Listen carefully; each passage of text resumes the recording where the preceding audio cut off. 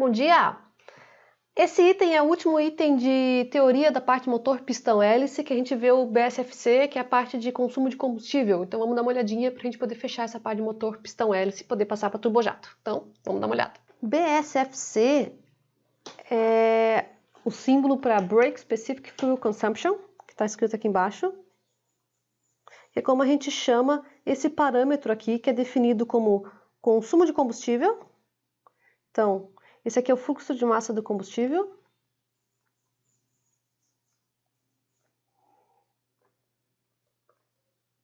Dividido pela potência de eixo.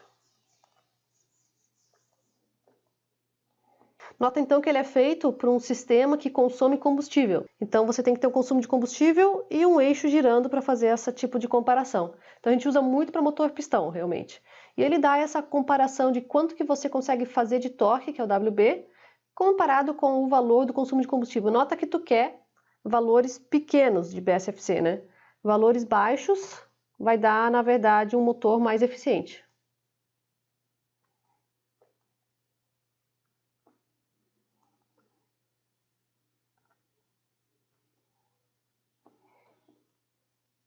Então, valores baixos de BSFC vai dar motores que consomem menos combustível. Geralmente é o que a gente está procurando na parte de propulsão.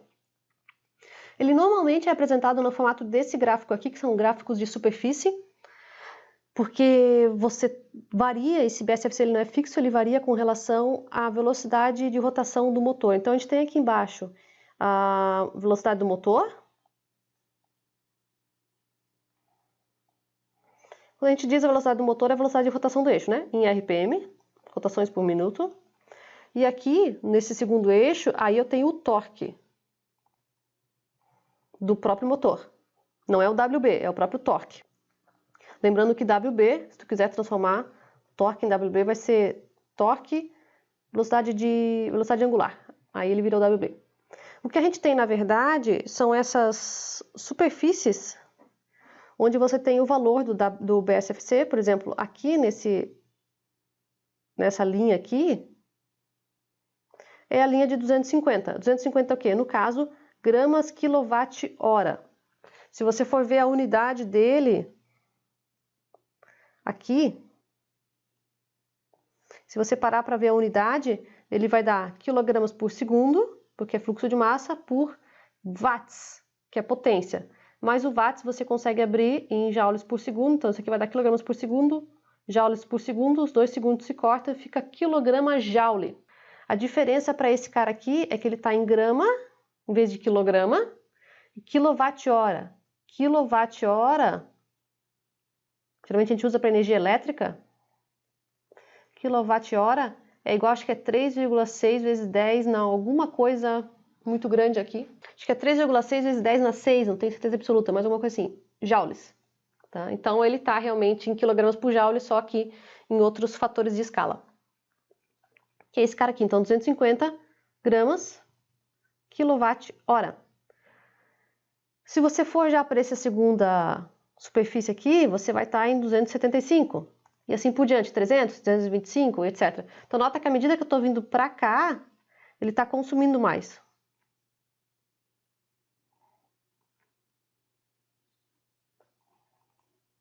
E à medida que eu vou para cá, eu consumo menos. Então você geralmente quer fazer um projeto onde os pontos de operação que ele está indicado aqui, esse aqui é um exemplo de como é que funciona. À medida que você vai mudando a rotação do motor, ele vai fazendo esses pontos de operação que eu estou demarcando aqui. E você quer, em geral, que eles fiquem numa faixa econômica. Mas lembra aquele negócio quando você está com o carro? Se você for andar com marchas mais baixas, com rotações mais baixas, também você consome mais. Rotações mais baixas eu vou estar usando por aqui, marchas menores. Então, aí eu vou estar caindo nessa parte aqui, que você está entre 275, 300. Quando eu tenho uma rotação, geralmente você tem uma rotação ótima do carro para a velocidade que você está andando, no caso aqui para o torque que você está girando, você vai ter consumos menores. Então, geralmente aqui você faz o planejamento do sistema como um todo, quando ele está voando, quais são os pontos de operação. A gente vai ver isso também para o turbojato. E é assim que você consegue definir o consumo do motor de forma real. Detalhe, esse gráfico ele é experimental, tá? Esse gráfico, então, ele é testado em bancada controlada em laboratório, onde se mede o consumo do combustível e o torque e a velocidade do motor para você montar esse tipo de gráfico. E aí você usa, então, para motores já testados. Nota aqui, você também poderia escrever o rendimento térmico do motor, que a gente viu em algum vídeo mais para trás. Rendimento térmico só do motor. Nota que não é do motor hélice, é do motor pistão. Sem considerar a hélice. Ele é o teu trabalho, que seria a potência do eixo, sobre o consumo de combustível, na forma de calor, no ciclo. Teu WB está aqui, nota que eu posso isolar o WB aqui como mfuel BSFC. E o calor liberado na combustão, ele é mfuel PCI do combustível. Os dois mfuels vão se cortar. E o que vai sobrar aqui para mim, rendimento térmico só do motor, sem a hélice, vai ser 1 sobre BSFC PCI. Então eu também posso escrever o rendimento térmico só do motor pistão como 1 sobre BSFC PCI. Isso é bastante prático na hora de cálculos. Então essa é a ideia de como é que a gente faz os cálculos de consumo de combustível, tá? A gente tem que ter esse mapa do BSFC, que seria esse cara aqui, para você ter uma estimativa realista na hora que você faz o projeto do avião, ou no projeto do motor, à medida que ele voa, né? A gente aqui está trabalhando só com o motor sozinho, mas mais para frente, nesses vídeos, a gente vai começar a acoplar com as missões. E aí você tem que considerar os pontos de operação. Mas tem alguns detalhezinhos ainda com relação ao combustível que eu queria mostrar. Qual é o combustível que a gente usa? Em motores pistão, a gente vai ver primeiro do pistão, depois quando a gente entrar no turbojato a gente vê do jato. Quando você está usando o ciclo Otto, que é esses motores a fagulhas, a gente usa o que a gente chama de avegás, que é a gasolina de aviação. E no ciclo diesel, quando não é o sistema fagulha, a gente usa a querosene de aviação, que é um combustível à base de querosene. Também se usa para turbinas a gás desse cara aqui. Então, o que a gente usa para o ciclo a fagulha é o avegás e para o ciclo diesel é a querosene de aviação.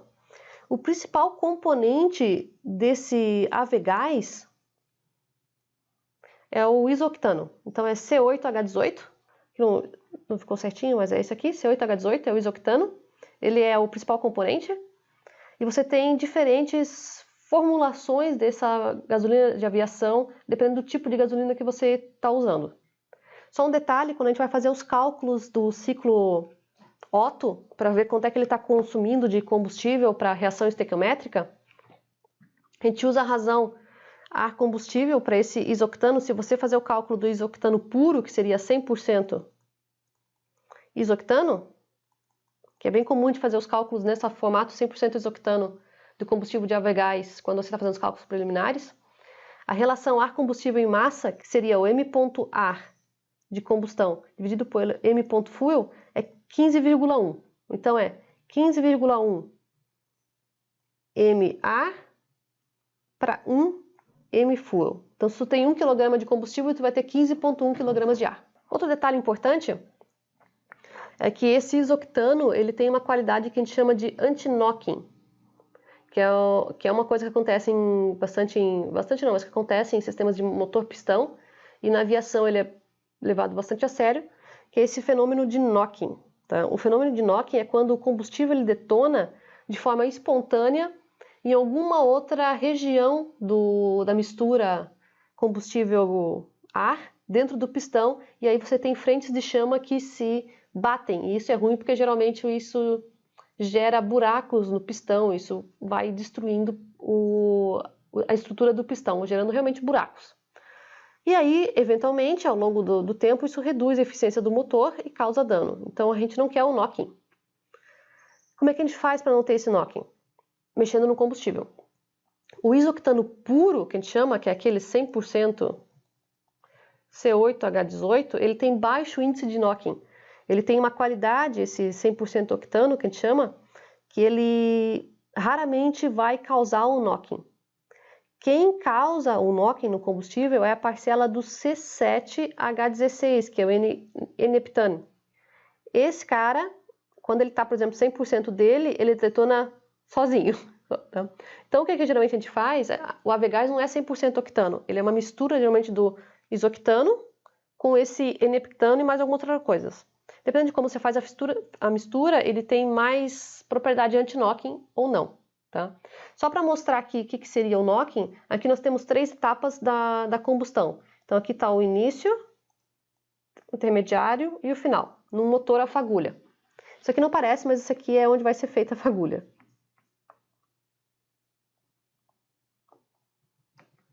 Então aqui está a válvula,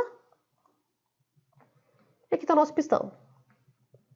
Aqui dentro eu tenho a minha mistura, ar mais combustível. O que acontece? Você tem a mistura, se você for lembrar do ciclo Otto, aqui eu fiz a compressão, ele está pressurizado e agora eu vou fazer a combustão a pressão constante. Então eu inicio a fagulha desse lado aqui, iniciei a fagulha desse lado aqui, e o fenômeno de knocking é quando, apesar de você iniciar a fagulha nesse lado aqui, ele também entra em combustão espontânea em outra região. Eu coloquei como exemplo aqui, mas poderia ser em qualquer outra região da mistura ar-combustível, por causa da pressão e temperatura e por causa do combustível em si de não ter essa propriedade anti-knocking.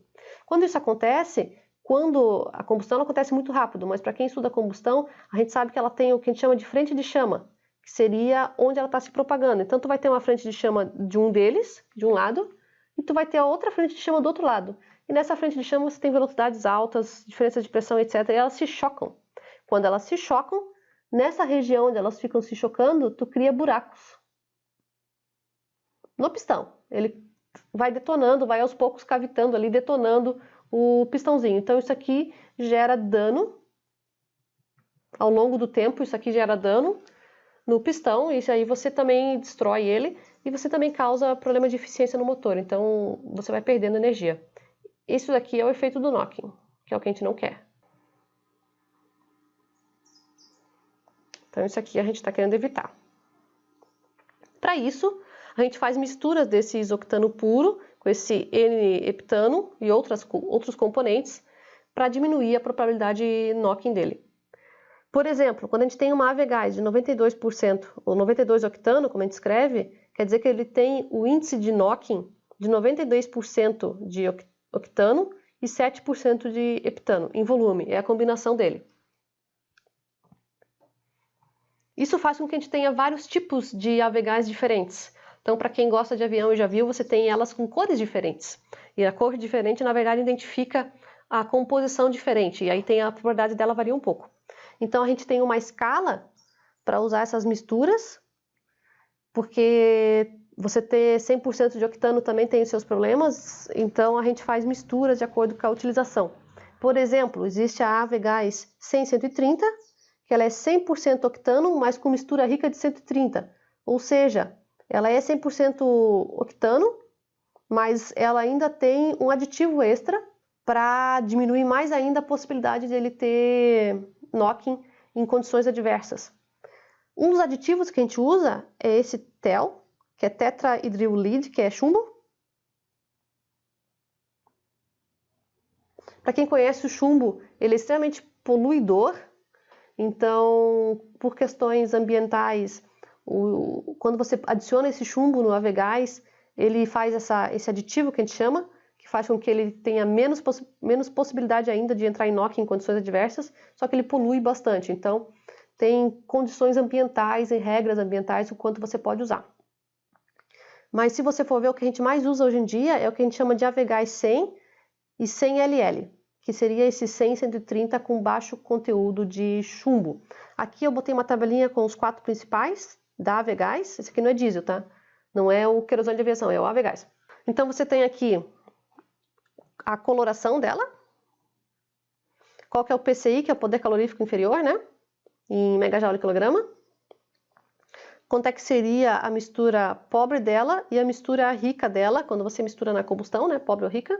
E o conteúdo dessa aditivo de chumbo em gramas por litro. Então, o que nós temos aqui, se você for ver, aquela Avegás que é avermelhada, a cor aqui não está 100% realista, tá? É um vermelho mais vivo, assim. Ela é a 8087, que seria esses números que vão aqui, tá? 8087, ela é vermelha, tem o PCI de 43,5 megajoule/quilograma, só lembrando, isso aqui é poder calorífico inferior.